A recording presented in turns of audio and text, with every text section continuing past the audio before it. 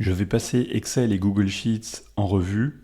Je n'ai pas pour objectif de désigner un vainqueur, mais de comparer les points forts et les points faibles des deux outils pour que vous puissiez choisir celui qui convient le mieux. Et pour cela, je vais utiliser 10 critères. Le premier critère est le prix. Google Sheets est gratuit, mais Excel ne l'est pas. Excel ne coûte pas un bras, mais si c'est votre critère, le prix, eh bien, c'est Google Sheets qui a l'avantage sur ce critère. Concernant les fonctions et les formules, les fonctions qui sont les plus utilisées sont disponibles dans les deux outils. Il y a un léger avantage pour Excel, mais je considère que les deux outils sont à égalité dans 95% des usages que vous aurez à faire dans un tableur. Concernant les raccourcis, Google Sheets utilise un navigateur. Et donc, il peut y avoir des conflits entre le navigateur et Google Sheets, ce qui n'est pas le cas avec Excel, qui est un logiciel indépendant qui fonctionne sur votre ordinateur. Donc, si le critère pour vous est la rapidité et les raccourcis, c'est Excel qui gagne. Concernant les fonctionnalités, Excel est doté de plus de fonctionnalités et est plus rapide.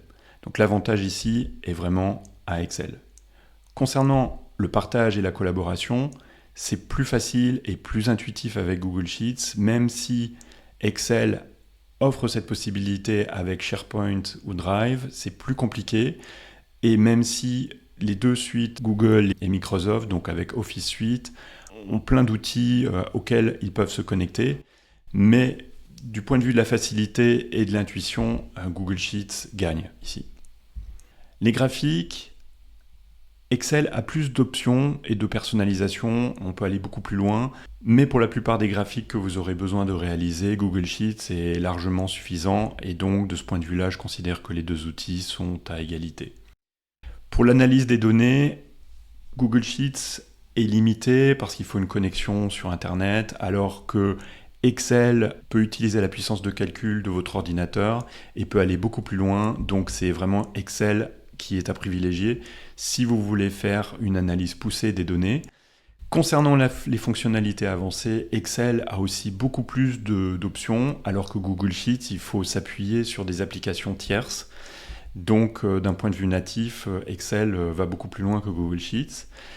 Quand il y a des mises à jour du logiciel avec Google Sheets, les mises à jour sont déployées automatiquement chez tous les utilisateurs, ce qui n'est pas le cas sur d'anciennes versions d'Excel, même si ça a changé récemment. Je considère qu'ici, Google Sheets a encore l'avantage. Et quand on parle d'automatisation, Google Sheets utilise AppScript, tandis que Excel utilise VBA. Ce sont des outils différents, mais la finalité est à peu près la même. Je considère qu'ici, ils sont à égalité. En synthèse, Google Sheets a pour point fort d'être gratuit, d'être très collaboratif, de permettre des discussions en temps réel et de retrouver l'historique des révisions qui ont été réalisées. Par contre, il est plus faible en ce qui concerne la visualisation des données, les formules sont moins personnalisables et l'outil est plus lent quand il travaille avec de larges données. A l'inverse, Excel est plus rapide, offre des fonctionnalités plus avancées, les options de graphique sont aussi plus poussées. Par contre, il n'est pas gratuit, la collaboration est moins intuitive et il est un peu plus difficile à utiliser. Donc, faut-il utiliser Google Sheets ou Excel? Si vous voulez collaborer avec d'autres personnes, si vous voulez un outil gratuit, si vous voulez y accéder partout à condition d'avoir une connexion Internet et vos tableaux, vos analyses ne sont pas trop complexes, Google Sheets est idéal pour vous.